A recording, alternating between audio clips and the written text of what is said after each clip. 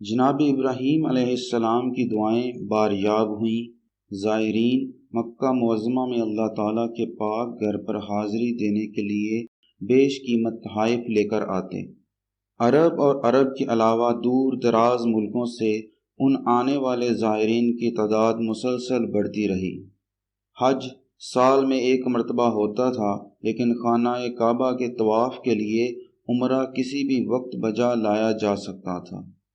حج و عمرہ کی یہ مذہبی رسومات ان قواعد و ضوابط کے مطابق جن کا نفاذ ابراہیم علیہ السلام اور اسماعیل علیہ السلام نے کیا تھا، بڑے جوش اور عقیدت سے منائے جانے کا عمل جاری رہا۔ اسحاق علیہ السلام کی اولاد بھی خانہ کعبہ، جس کی بنا اور تعمیر ان کے جد امجد ابراہیم علیہ السلام کے ہاتھوں ہوئی تھی، کا احترام بحیثیت ایک عبادت گاہ کے کیا کرتی تھی۔ ان کے لیے رب عظیم کے دیگر عبادت گاہوں کے ساتھ ساتھ کعبہ بھی ایک عبادت گاہ تھا، لیکن وقت گزرنے کے ساتھ ساتھ خدائے واحد کی عبادت کی پاکیزگی میں فتور پیدا ہوتا گیا۔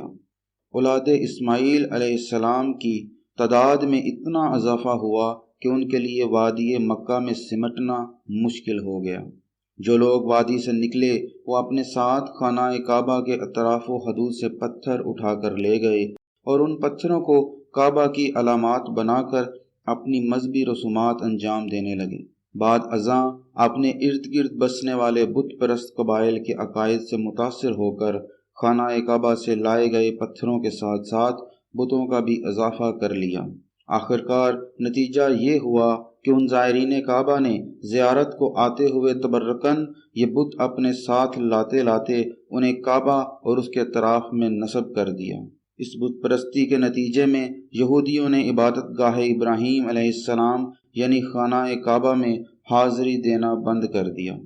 بت پرستوں کا عقیدہ تھا کہ ان کے اصنام وہ قوتیں ہیں جو انسانوں اور خدا کے مابین سفارش کرنے کے فرائض انجام دیتی ہیں۔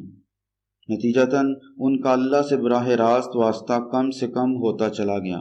ان بت پرستوں اور اللہ تعالیٰ کی ذات کے درمیان بتوں کی دیوار کھڑی ہونے کے باعث عالم اخروی کی حقیقت بھی ان کی فکر سے دور ہوتی چلی گئی، حتیٰ کہ اکثریت موت کے بعد حیات کے تصور کی بھی منکر ہو گئی۔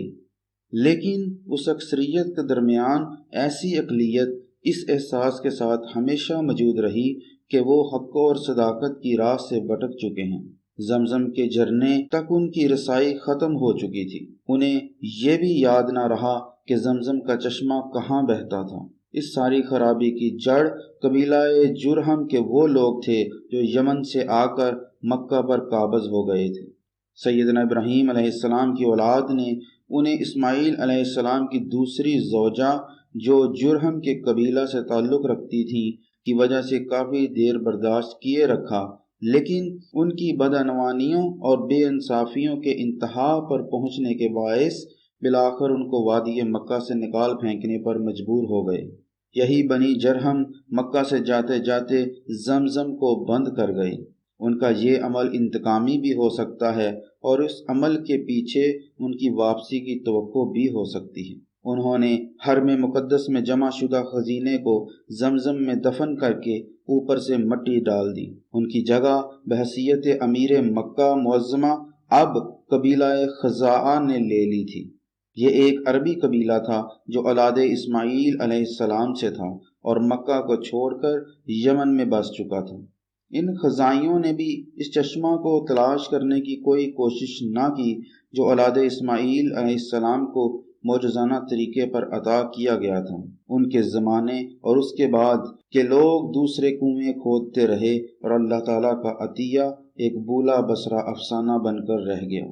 اس طرح خزاعہ بھی جرہم کے جرم میں نہ صرف برابر کے شریک ٹھہرے، بلکہ خزاعہ کے ایک سردار نے ملک شام سے واپسی کے دوران موآبیوں سے ایک بڑا بت مانگ کر خانہ کعبہ کے اندر نصب کر دیا اور حبل نام کا یہ بت مکہ کا سب سے اہم بت قرار پایا۔ آئندہ آنے والی ویڈیو میں ہم وادی مکہ کے قریش کا ذکر کریں گے۔